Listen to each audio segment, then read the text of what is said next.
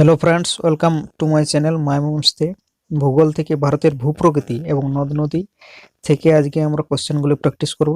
এর আগে ভারতের ভূপ্রকৃতি এবং নদ নদী থেকে প্রথম ক্লাসটি রয়েছে, সেটি যারা দেখোনি তারা অবশ্যই আগের ক্লাসটি দেখবে। আর আজকে এই ভিডিওটি প্রথম থেকে শেষ পর্যন্ত দেখবে। আপকামিং যে কোনো পরীক্ষার ক্ষেত্রে এই ভিডিওটি বিশেষ গুরুত্বপূর্ণ হতে চলেছে, তাই প্রথম থেকে ভিডিওটি শেষ পর্যন্ত দেখবে।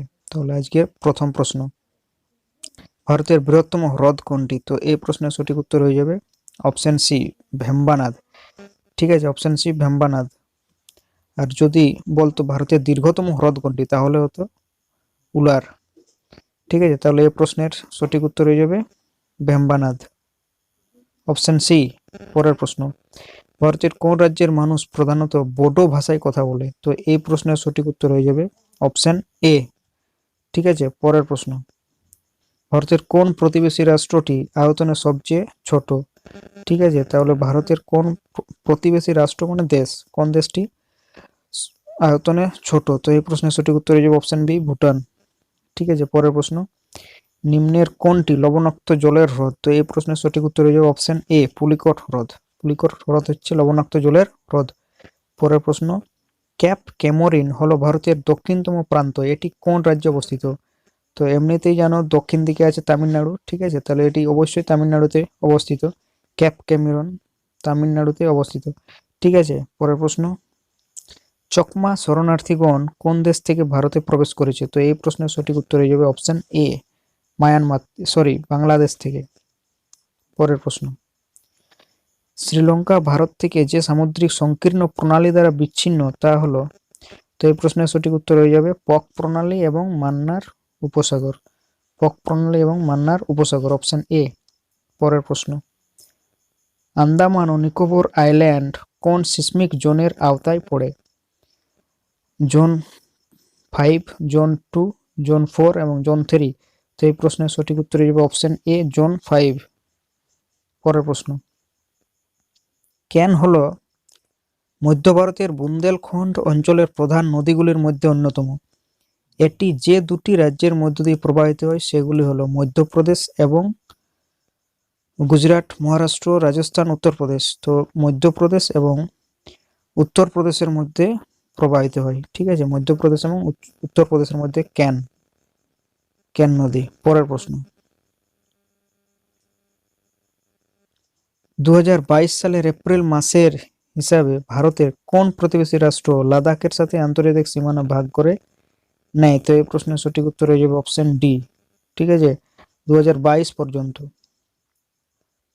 এপ্রিল মাসের হিসাবে। ঠিক আছে, তো এই প্রশ্নের সঠিক উত্তর অপশন ডি, পাকিস্তান। পরের প্রশ্ন, কোন নদীগুলি দেবপ্রয়াগে মিলিত হয়েছে? তো দেবপ্রয়াগে মিলিত হয়েছে, এটা ভেরি ইম্পর্টেন্ট প্রশ্ন। ভাগীরথী এবং অলকানন্দার মিলনস্থলে। ঠিক আছে, মিলনস্থলকে দেবপ্রয়াগ বলা হয়, ভাগীরথী এবং অলকানন্দা। পরের প্রশ্ন, কোন দেশ ভারত থেকে মান্নার উপসাগর দ্বারা বিচ্ছিন্ন হয়েছে? এটা আমরা আগেই পেলাম। তো এই প্রশ্নের সঠিক উত্তর হয়ে যাবে অপশন বি, শ্রীলঙ্কা।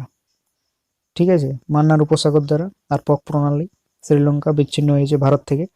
পরের প্রশ্ন, ভারতের প্রতিবেশী দেশ আফগানিস্তানের রাজধানীর নাম কি? তো আফগানিস্তানের রাজধানীর নাম অবশ্যই তোমরা জানবে, সেটি হচ্ছে কাবুল। ঠিক আছে, বাংলাদেশের রাজধানী হচ্ছে কাঠমান্ডু। পরের প্রশ্ন, 2011 সালের জনগণনার অধীনে কতগুলি রাজ্য ও কেন্দ্রশাসিত অঞ্চল ছিল? তো এই প্রশ্নের সঠিক উত্তর হয়ে যাবে অপশন ডি, 35টি। 7টি কেন্দ্রশাসিত অঞ্চল ছিল আর 28টি রাজ্য ছিল 2011 জনগণনা অনুসারে। পরের প্রশ্ন, নিম্নের কোন দুটি দ্বীপ ভারতের প্রতিবেশী?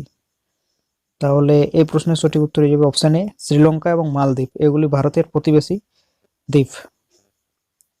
পরের প্রশ্ন, নিম্নের কোন রাজ্যে মহানদী অববাহিকা বিস্তার লাভ করেনি?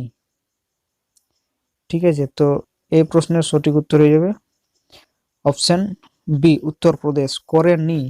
ঠিক আছে, একটু বুঝে বলতে হবে। ঠিক আছে, করেনি, তার জন্য এটির উত্তর উত্তরপ্রদেশ হবে। ঠিক আছে, করে যদি তাহলে উড়িষ্যা হতো। পরের প্রশ্ন, ড্যাশ ইস্টার্ন ঘাট ও ওয়েস্টার্ন ঘাট পর্বতমালায় বিভক্ত? তো এই প্রশ্নের সঠিক উত্তর হয়ে যাবে দাক্ষিণাত্যের মালভূমি। ইস্টার্ন ঘাট, ওয়েস্টার্ন ঘাট পর্বতমালায় বিভক্ত। ইস্টার্ন মানে পূর্ব ঘাট এবং পশ্চিম ঘাট, ঠিক আছে, পর্বতমালা। তো দাক্ষিণাত্যের মালভূমি বিচ্ছিন্ন হয়েছে, বিভক্ত হয়েছে, ঠিক আছে। পরের প্রশ্ন, ভারতের প্রতিবেশী দেশ কোনটি? তো এই প্রশ্নের সঠিক উত্তর হয়ে যাবে অপশন ডি মালদ্বীপ। এগুলি তো হবেই নি, অস্ট্রেলিয়া, ইরান, রাশিয়া, মালদ্বীপ হবে এটির সঠিক উত্তর। পরের প্রশ্ন, কোন রাজ্যের মধ্য দিয়ে ব্রহ্মপুত্র নদী প্রবাহিত হয়েছে? তো এই প্রশ্নের সঠিক উত্তর হয়ে যাবে অপশন সি আসাম বা অসম।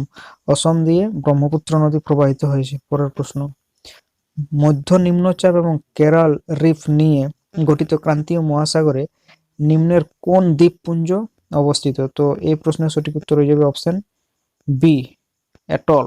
Option B atoll. পরের প্রশ্ন, নেপাল ও ভারতের মধ্যবর্তী অংশে ড্যাশ পর্বত অবস্থিত। নেপাল ও ভারতের মধ্যবর্তী অংশে ড্যাশ পর্বত অবস্থিত। তো এই প্রশ্নের সঠিক উত্তর হয়ে যাবে অপশন ডি কাঞ্চনজঙ্ঘা, ঠিক আছে, অপশন ডি কাঞ্চনজঙ্ঘা। পরের প্রশ্ন, হুড্রু জলপ্রপাত কোন নদীতে অবস্থিত? তো এই প্রশ্নের সঠিক উত্তর হয়ে যাবে হুড্রু জলপ্রপাত, ঠিক আছে। তো হুড্রু জলপ্রপাত সুবর্ণরেখা নদীর উপর রয়েছে, ঠিক আছে। এটি ঝাড়খণ্ডে অবস্থিত হুড্রু জলপ্রপাত। তো এই ছিল আজকের প্রশ্ন। ভিডিওটি ভালো লাগলে অবশ্যই লাইক, শেয়ার এবং সাবস্ক্রাইব করবে। Thanks for watching.